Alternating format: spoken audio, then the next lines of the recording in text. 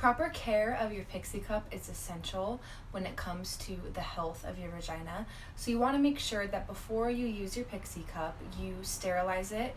You want to sterilize it before and after your period. And it's equally important to be washing your Pixie Cup with a gentle cleanser all throughout your period. Now you're probably wondering, well, how do I wash my Pixie Cup? It's important to first choose a soap that is very mild, fragrance-free, that is chemical-free, because you don't want to upset the delicate balance of your vagina. So you want to find a wash that is gentle. You want to make sure that each time you are taking your Pixie Cup out and emptying the contents, that you give it a quick rinse and a quick wash. Silicone is very, very good at withstanding heat and really high temperatures, but it is important again to use a gentle soap because you don't want anything harsh to be breaking down the silicone as well. I'm going to quickly go over all of the ingredients that are in our Pixie Cup wash in case you might have any questions, and so that you can see that it is super gentle and safe to use. I'm going to read verbatim so I don't botch any of the ingredients. The first ingredient is distilled water. It's water that has been filtered to remove minerals. The next ingredient, soap nuts extract, is extracted from the fruit, aka nuts, of the Sapindus trifoliatus. It's a cleansing agent that is antimicrobial and anti-inflammatory. Next we have cocoa glucoside. It's derived from coconut sugar and is a natural cleansing agent. Honeysuckle extract is the next ingredient. It's extracted from the flower, Flois lanercerae, or the honeysuckle vine. It is a plant-based preservative, and I hope that I'm saying these names right. I might not be, but at least you know what they mean. Next, Ku Sang extract is from the root of Sephora flavinescens and has anti-inflammatory and anti-irritation properties.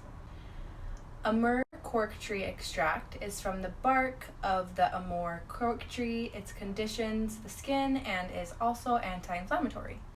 Next we have menthol, which is found naturally occurring in mint, and it adds a cooling, refreshing agent to our wash.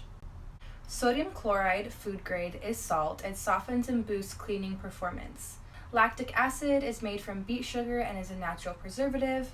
Next we have rice bran extract that is derived from the bran layer of rice. It cleanses, softens, and moisturizes your skin. Corn extract is extracted from corn kernels and is used to purify and soothe. Olive oil is pressed from olives. It provides vitamin E and softening agents to our wash.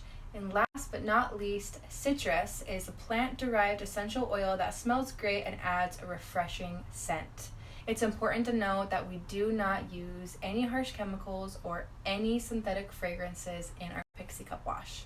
Now that I've covered the ingredients that are in our wash and some ingredients that are very gentle and natural for your body, I do want to quickly note the ingredients that you should avoid when it comes to choosing a wash for your lady region. Some of those are scented or fragranced soap, dishwashing soap, bleach, oil-based soap, rubbing alcohol, anti-bacterial soaps, or anything with baking soda in it. I know those sound crazy, but you never know what people might try to use to wash their vagina. So just make sure that while it can be easy to reach for the mainstream lady wash at the store, don't do it. There are harsh chemicals in it that can really upset your pH balance. What about toxic shock syndrome?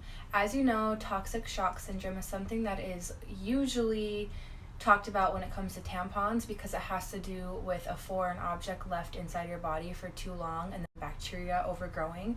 So it doesn't really have to do with menstrual cups. However, if you forget to change your menstrual cup, if you don't wash it, if you don't take care of it, clean it, sterilize it, there is still a very, very, very small percentage that it could happen.